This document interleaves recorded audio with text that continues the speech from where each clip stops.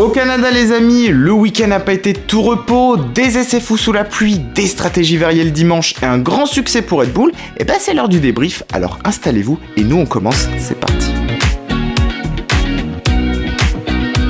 Alors les amis, on commence évidemment par souligner encore et toujours le week-end impeccable de Verstappen qui encore une fois, et malgré toutes les conditions de ces 3 jours au Canada,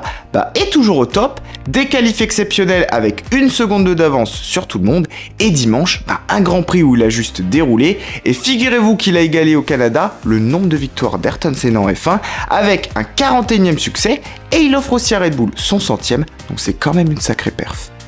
Alonso et Hamilton derrière ont fait aussi une très belle course en finissant à leur place de grille avec pourtant des stratégies très différentes puisque tous les deux n'avaient pas le même quota de pneus et au final chacun a eu un petit peu sa phase de course et on a eu le droit à un beau duel qui est finalement d'ailleurs aussi celui du championnat, donc c'était très beau à voir et ça nous laisse présager une jolie deuxième moitié de saison entre ces deux-là. Derrière, je vous propose qu'on se tourne un peu aussi sur nos rouges, qui pour une fois nous ont fait peut-être la meilleure stratégie, en économisant un arrêt grâce à la safety car, et c'était finalement exactement ce qu'il fallait faire, et au final, après un début de week-end qui frôlait un peu la cata entre la pénalité de Sainz et le non-passage en Q3 de Charles, on s'en sort très bien avec un mini doublé 4e et 5e, donc c'est plutôt bien sauvé de leur part.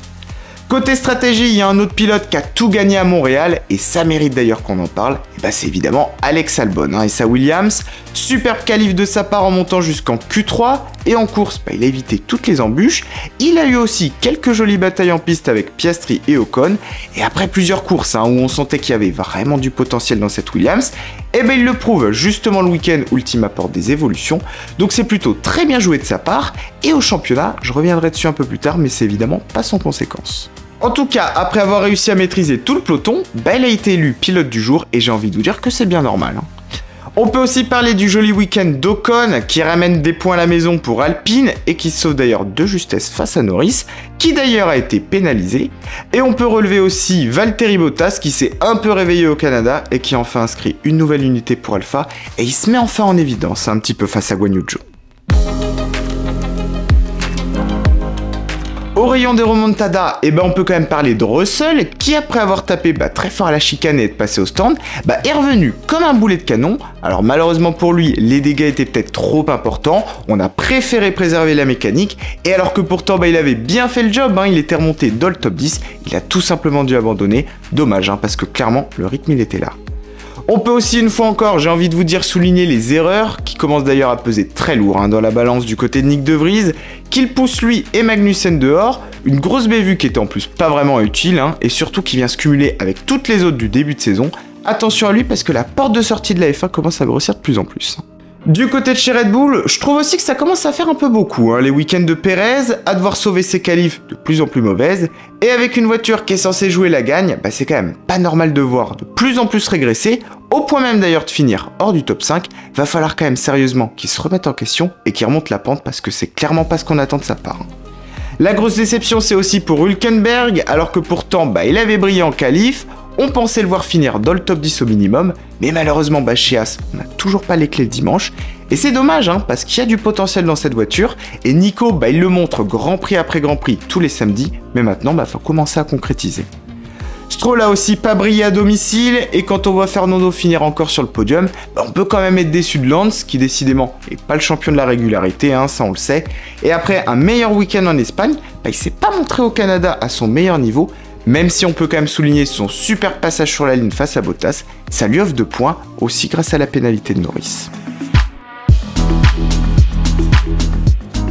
Alors les amis, après ce Grand Prix du Canada, j'ai envie de vous dire qu'il va falloir scruter de près et de très près les progrès d'Aston, mais aussi de Mercedes.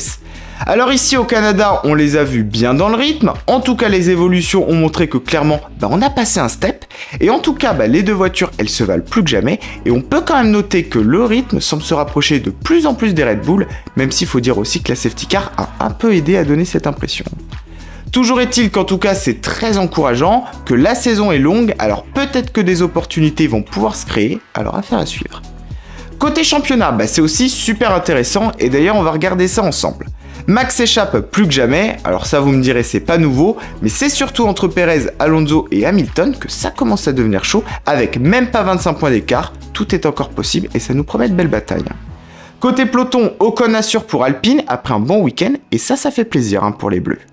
On se tourne maintenant sur le constructeur, et Aston qui reprend 5 points Mercedes ce week-end, à seulement 13 points d'écart, donc c'est vraiment très serré. Ferrari inscrit 22 points d'un coup, et finalement signe le meilleur résultat d'ensemble derrière les Red Bull. On peut aussi relever les Williams, avec un Alex Albon qui ramène 6 points, et qui double AlphaTauri en recollant aux As, mais aussi aux Alpha, donc c'est vraiment hyper solide. Prochain Grand Prix les amis, on a déjà hâte de se retrouver, ce sera en Autriche à Spielberg sur le Red Bull Ring, sur un circuit aussi court que spectaculaire, où chaque millième sera important sur l'un des tours les plus courts du championnat, alors ça va être magnifique, croyez-moi. Les amis, c'est tout pour moi pour ce débrief, j'espère qu'il vous a plu, je compte sur vous évidemment, vous le savez, pour le like et l'abonnement, pour me soutenir et être au courant aussi de la suite. Nous on se retrouve d'ailleurs très vite pour une nouvelle vidéo, alors d'ici là, portez-vous bien, et moi je vous dis à très vite sur la chaîne, à bientôt.